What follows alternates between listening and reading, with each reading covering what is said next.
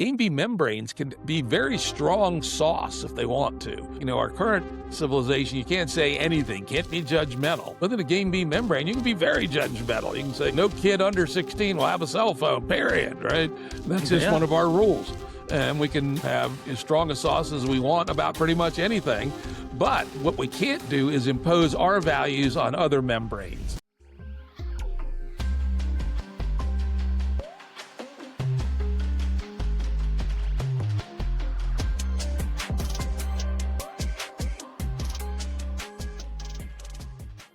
Let's set aside AI for a moment, Jim, and talk about just us good old people and how we organize ourselves on Earth to survive and thrive. You were part of a group of people who came up with the conception Game A and Game B. And there are people who are watching this show who have almost certainly not ever heard of that. Can you give us the quick and dirty on Game A and Game B, and then we go on from there? Okay, yeah. Game A is our current status quo, the system that basically runs the whole world with a few random exceptions of little groups of foragers in the middle of the Amazon, what have you, that combines the legacy of 10,000 years of agriculture, then adds in science, some democracy, and particularly financial markets all around the same time, around 1700.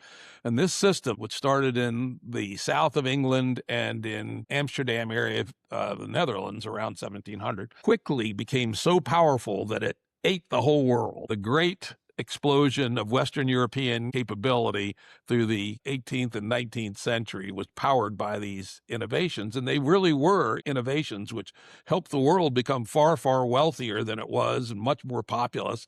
In 1700, the population of the world was 625 million. Now it's 8 billion plus. Half the kids died before they were 5. Life was not great.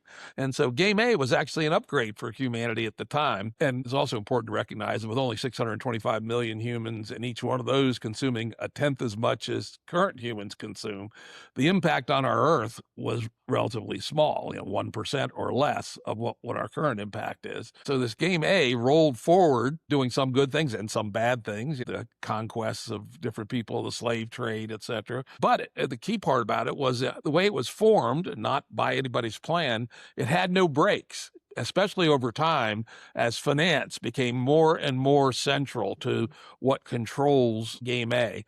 If we think of any given society as at a particular place and then having a set of adjacent possibles, what are the next moves that can be made in the evolution unfolding of a society, at least since 1800 and actually before that. But decisions about what comes next has almost always been made based on what do we believe will be profitable in money on money return. So we get things that may or may not be good for the human race itself.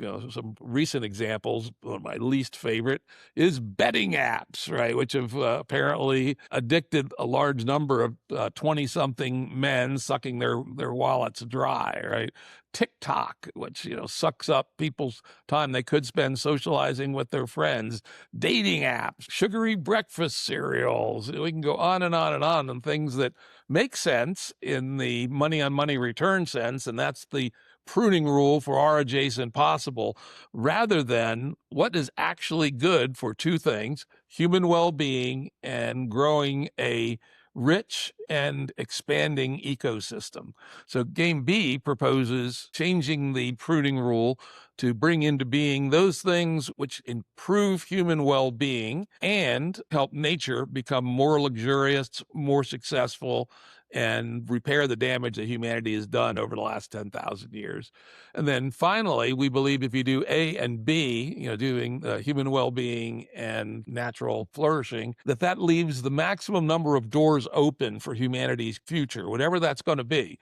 Is it our destiny to explore the universe and bring the universe to life? Personally, I believe it is. But if you have other visions for what humanity does now that it has superpowers, and will have even more superpowers in the future, then it's really important to leave the door open for humanity to find its way. So that's Game A, what we do today. Game B, a different way of organizing society to focus on human flourishing and natural flourishing and leaving a door open for humanity to find its way.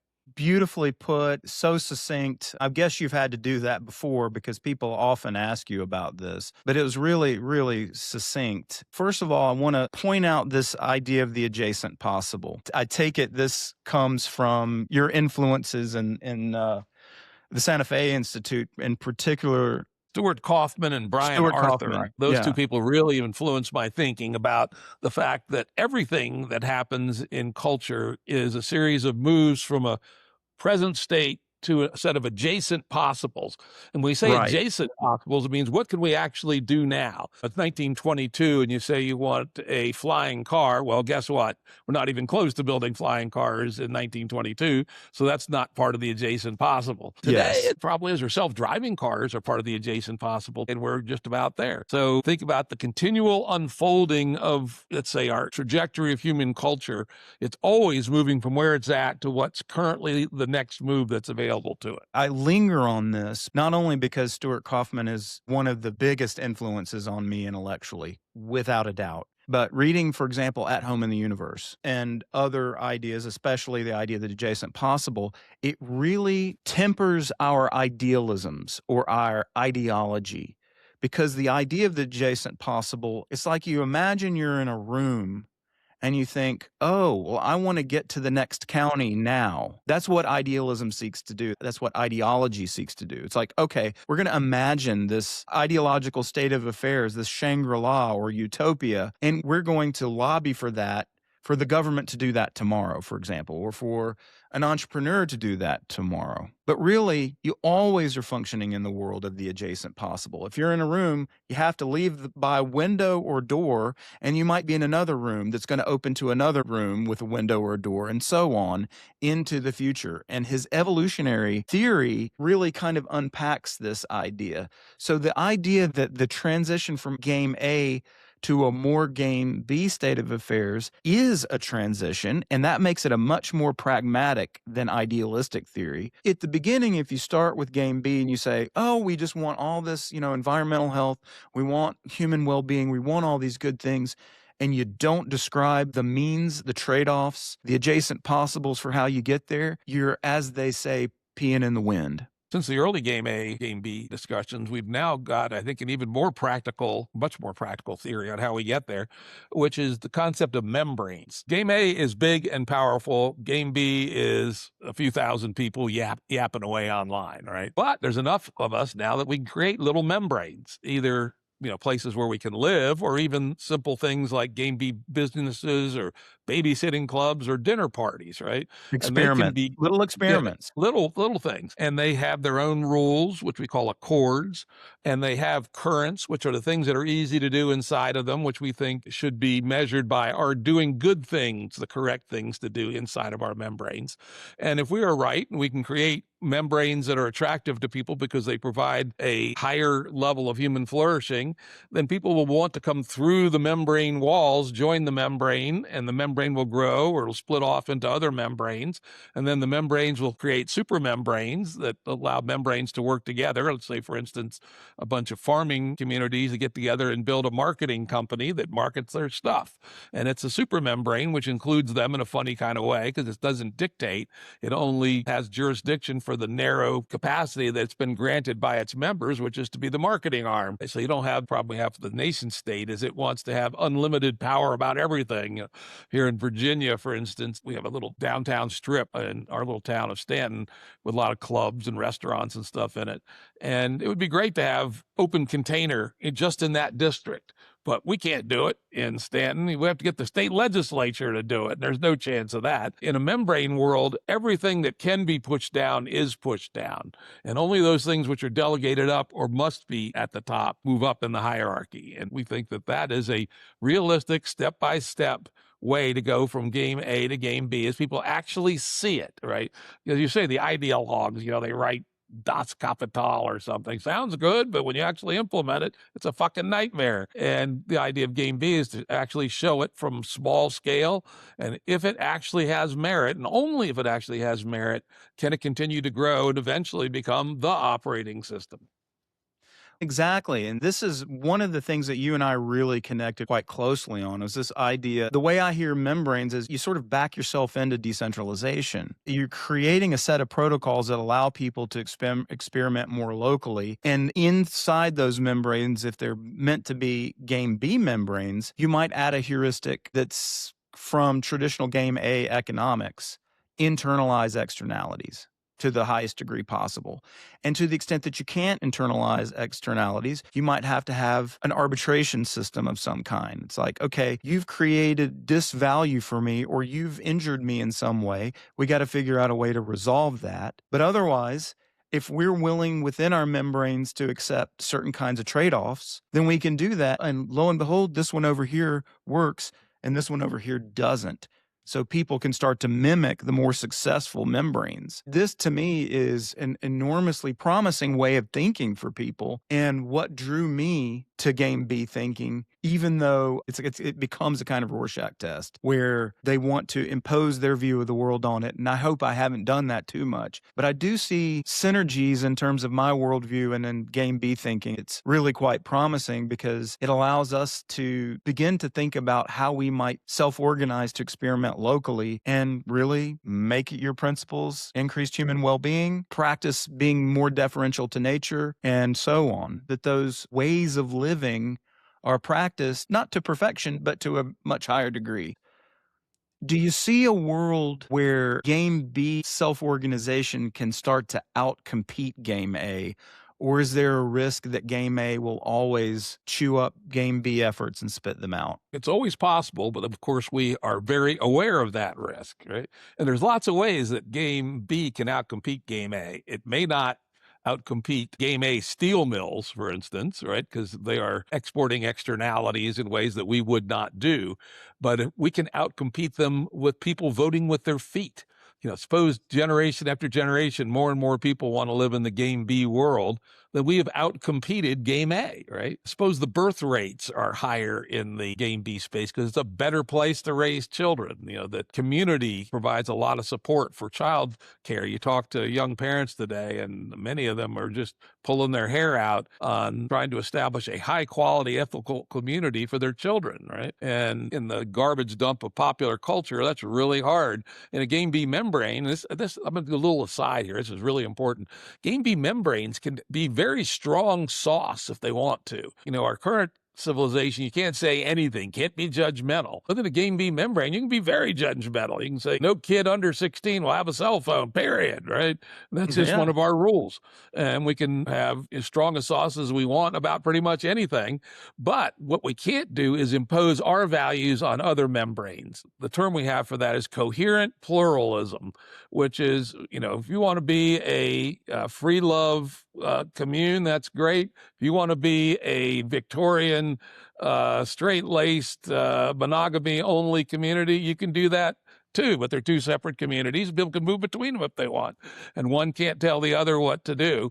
And over time, we'll play out and see which one works better. But so long as you don't violate the higher principles of human well-being and ecological flourishing, it's not the job of the system to tell you how to organize your local membrane. It's exciting to me to think about it along these lines because it really does offer a way of thinking, what I would call decentralist way of thinking, or but that is morally informed, right? You've got some moral priors. You want human flourishing, you want ecosystemic flourishing, and that these are guide stars with respect to the establishment of these membranes.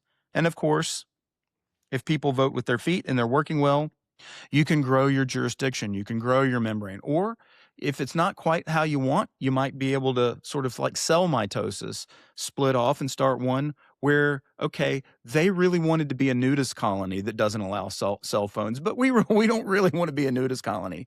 But you get this coherent pluralism where the coherence comes internally to the membrane and perhaps also within the relationships between and among membranes. Absolutely. That kind of thinking, that sort of slime mold thinking, self-organizing systems that nevertheless have the feature of pluralism gets us to a state of affairs where the sort of the macro protocols have a unifying element to them. So you balance unity and diversity. You balance pluralism with the system protocols that unite everyone. And, help possibly make a transition from game A to game B that's not sudden or meant to be imposed, because as you say, that wouldn't work. One final thing, Yeah. which is taking what you said basically and putting it into our game B language, which all these different experiments will be talking to each other through protocols, right? We call it the horizontal information bus, so we can see what other people are doing, is it working or not, etc. This constellation of explorations with coherence and pluralism is basically an exploration of design space for human living. We don't know really what is exactly the right way to live in something other than game A. We are heavily programmed by game A thinking, game A status games, etc. And it may take us a while to find formulations that are compatible with human nature and compatible with actually having an economy that works and moving humanity forward to whatever its destiny might be. Beautiful. And it's not just a beautiful vision, it's a beautiful way of thinking in protocol terms. I think it requires not only an elevation of thinking about protocol design.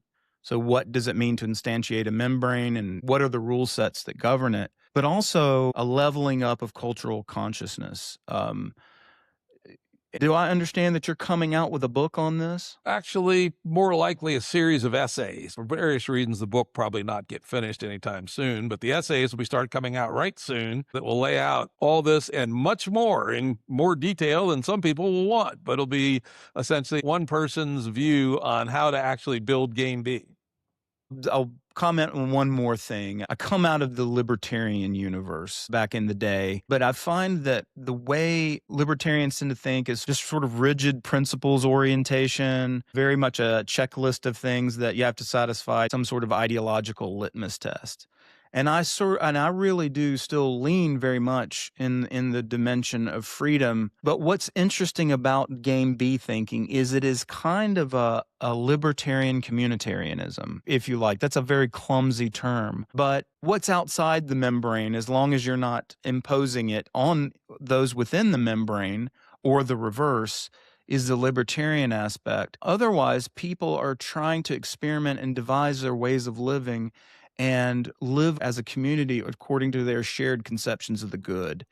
And that's a really nice balance between collectivism, rigid collectivism on the one hand, and rigid libertarian checklist litmus test thinking on the other. And I think it represents a way forward for humanity. So thanks to you, Jim, and all the other folks who were at the genesis of Game B thinking. That's a good group. I think you hit it right on. I also consider myself a very small L libertarian, but the thing that eventually put me off the libertarian line of thinking is it has evolved to essentially being hyper individualism.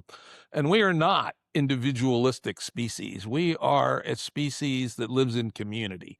And the American flavor of libertarianism contemporary ignores that fact. And I think Game B manages to keep a lot of the libertarian spirit, but also emphasizing the community aspects of being a human. We definitely vacillate between the I and the we as human beings, and we have to. We're interdependent, not independent.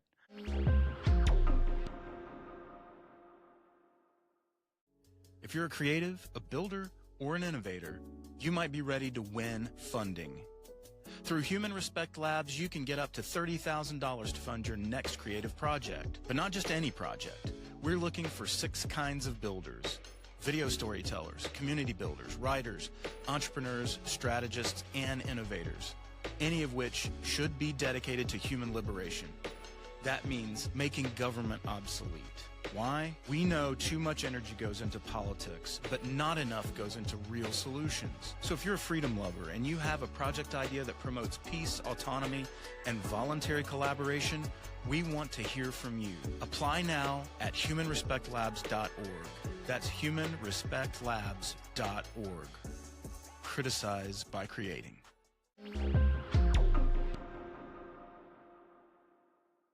Let's switch gears now. I would love to hear about one of your latest thinking modes, which is what you call a quest to develop a minimum viable metaphysics. What is that, and why did you decide to go on that quest? Listeners to my podcast know when I hear the word metaphysics, I reach for my pistol, right? I find very much of what is called metaphysics to be just annoying blather. And that was my position for many years. And part of it was tongue in cheek, part of it was serious. But I eventually got in with a group of philosophers, and they convinced me that everyone has a metaphysics, even if it's, fuck metaphysics, right? So over a period of a year, in consultation with these guys and sending out various proposals, which they pooped all over until I finally got the way I wanted it. I put forth my own minimum viable metaphysics. My position on metaphysics is there's an awful lot of shit that we just don't know. What is the purpose of the universe? I don't know. Did God create the universe? I don't know. And in fact, I call the answer, I don't know, the hero's answer. And I wish more people would use it, right? If you don't know the answer, just admit, I don't know, right? What's the best way to organize human well-being and ecological flourishing? I got some ideas, but I don't know the right answer. We have to search for it. Right? It's work. That was my motivation, was to come up with just enough metaphysics that I wasn't claiming things that were too overreaching. And then I said, okay, what's the purpose of my metaphysics? Purpose of my metaphysics to provide a grounding to understand the universe that we're actually in, to actually do things with our universe, right? We are actors in a universe.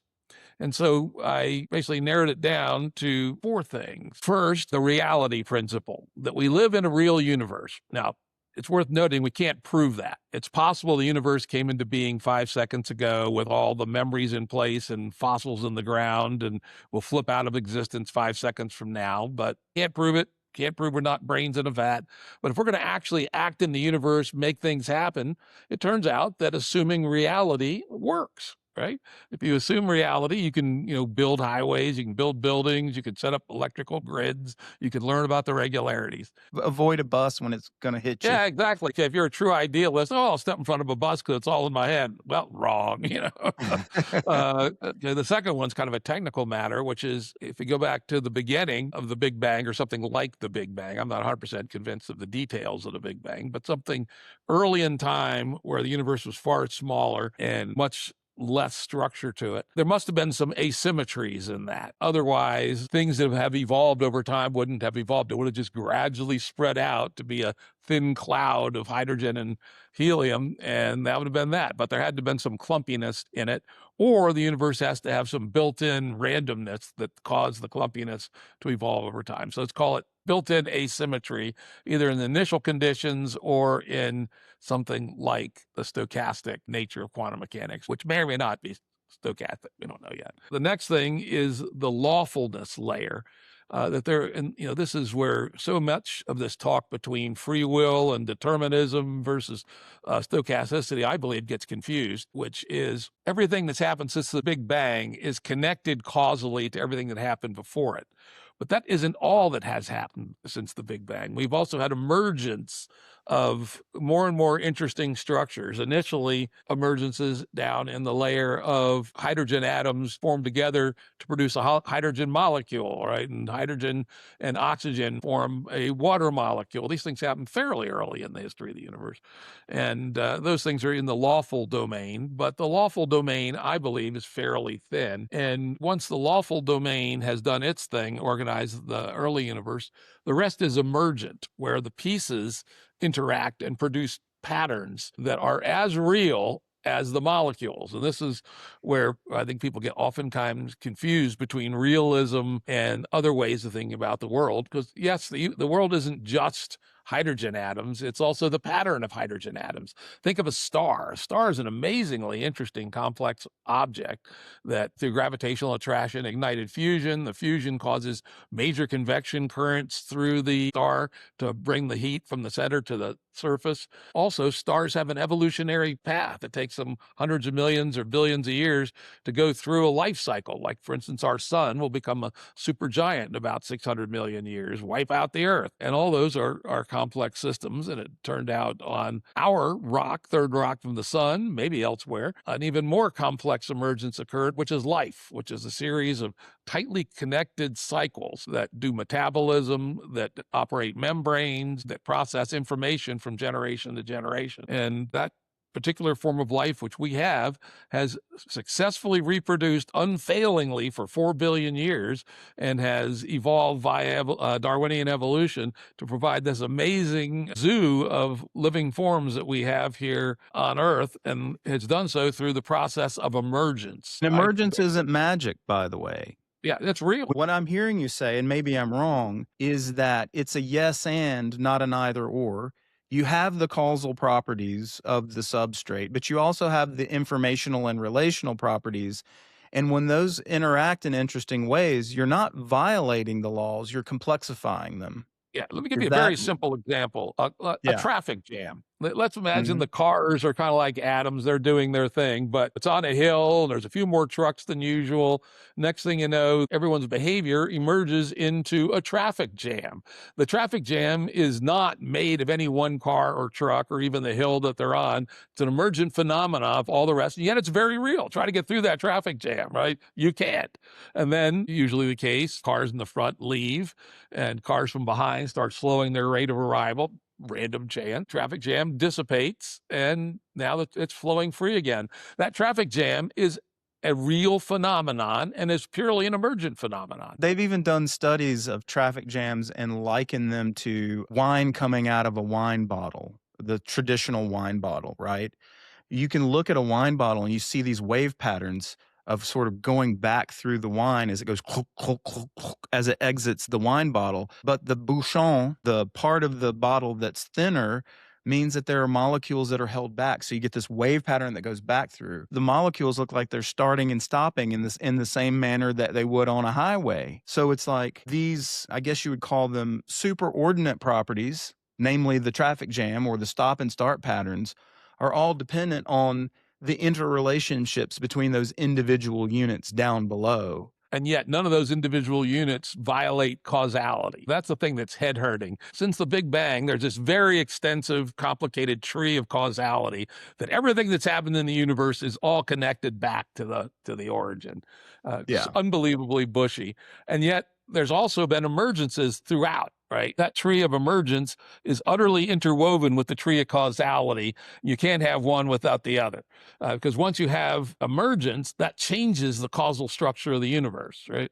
So I like to say, if Jim Rutt were reduced to his chemicals and poured into a 55-gallon drum, it's very unlikely that the 55-gallon drum of chemicals is going to get up, go down 2 blocks down the street and buy a 6-pack of beer and come back up and enjoy it. And yet the entity, organized, emergent thing, Jim Rutt, very likely to do that. And I've dragged all those chemicals along for the ride. So emergence actually changes the causal tree as well. And so getting your head around the fact that the two are intimately woven with each other and both have to exist to have seen the unfolding of our universe is key to understanding this. There's something in this, in a certain sense, we're mixing physics, cosmology, complexity theory in order to have this conversation. And of course, you know, your minimum viable metaphysics, as you've outlined it here, seems to pull from all these domains. And yet there's something beautiful about it. It has the quality of inspiring wonder in us. It can feel sacred. So if you agree about that, I happen to know that you have developed along the lines of your minimum viable metaphysics something that is connected that you might call a Ruddian religion. What does a Ruddian religion look like? I believe that we should approach as the sacred things that are important but are too complex for us to currently understand. Say, for instance, nature. There's an awful lot that we don't understand about nature. And so we should mess with nature as little as possible, and we should do interventions on a small way. And, the same is true for human culture. We understand it to a degree, but do we really understand human culture? Hell no. All the prognosticators are always getting it wrong, right? How many people predicted the fall of the Soviet Union? Very few. That was a huge world historic event. So we should approach complex systems with epistemic humility and treat them sacredly and work at them in a modest kind of way and do experiments and see the results of experiment. That's as close as I have to a religion, is that the coolest things in our universe are complex. Treat them as sacred and take care of them. Well, to that, I'll say amen. And Jim Rudd, I can't thank you enough for coming on my show today. It's been a total joy. If I could, I'd get in the car and go to Virginia and we'd do this all night long. All right. Thanks for inviting me. It's been great fun.